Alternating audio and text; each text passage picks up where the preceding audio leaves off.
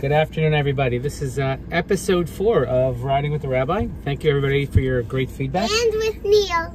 And with, today we have Neil. Neil who? Do you know Neil's last name? No. Neil Kaplan. Neil Kaplan, a former co-president of the synagogue. And before we start, I just, news is still breaking out of South Florida. Our thoughts, our prayers, and our worries are with the horrible tragedy that occurred there. And let's just hope that people are located and found and safe, and I hope that everyone is well.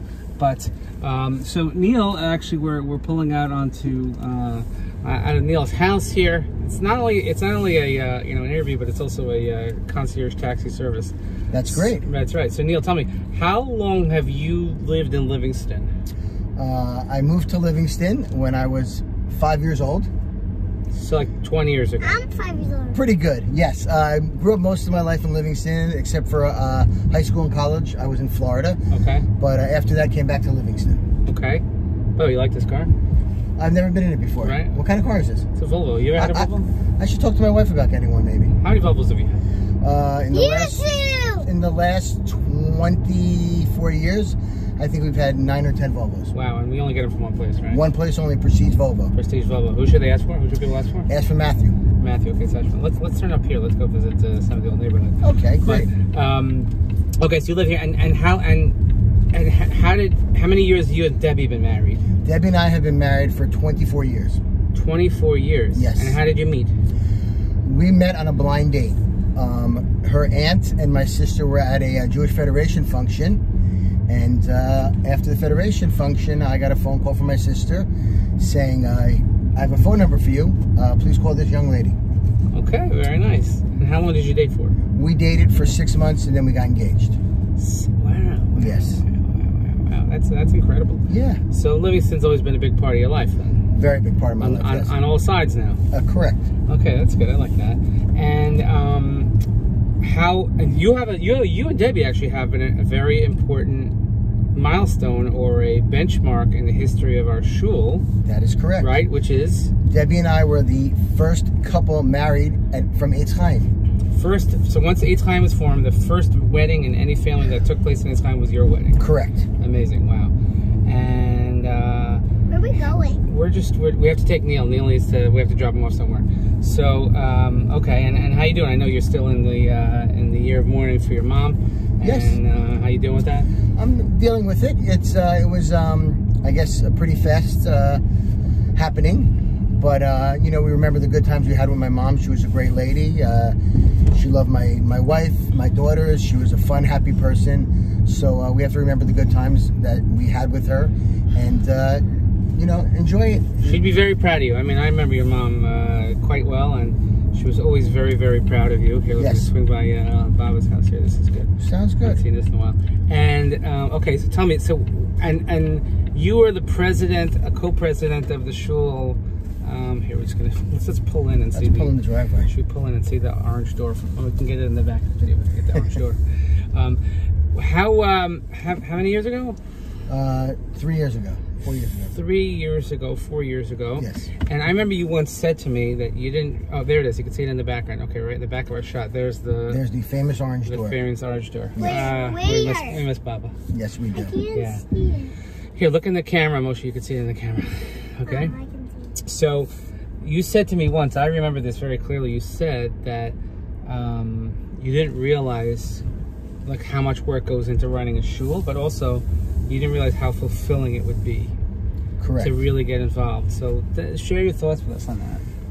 For years, I was always a member of the board with the men's club, running activities and functions. And as time came about, it was time for my partner Alan and myself to be asked to be president.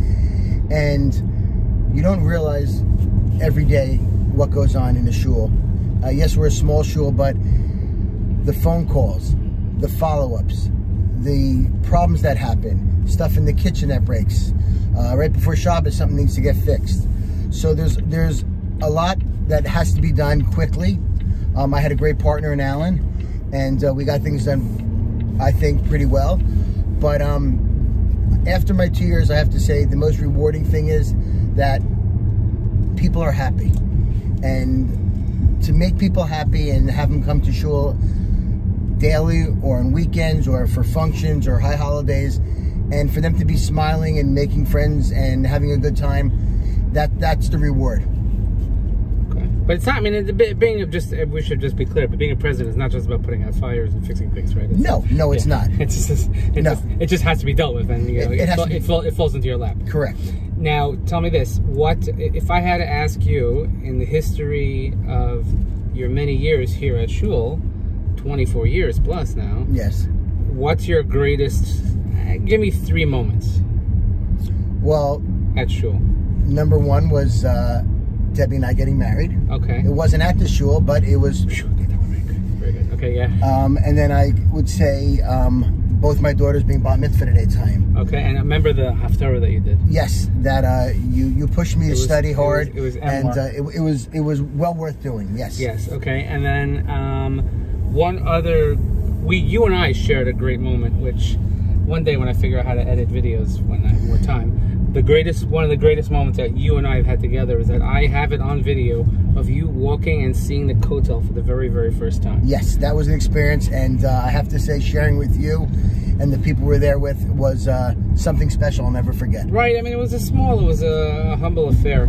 Yeah. That celebration, but I'm glad that we could take part. Yes. Okay. Now, as you know, part of our gathering here in our program, you know, there's an opportunity for you to get to know people, get to know you. Of course. And you know, what's you know that Neil has socks with my picture on them.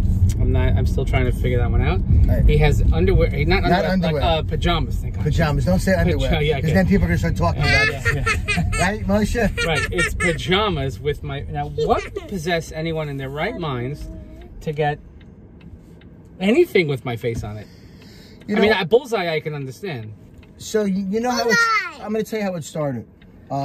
For Rosh Hashanah and Yom Kippur, we always go up and duchen over everybody, and people always look at your socks to see who's up there. And I have every year, Alan Scholl's son, when I go up to duchen, takes my shoes and hides them from me, or stuffs something in him. So when I come off the bima, I can't find them.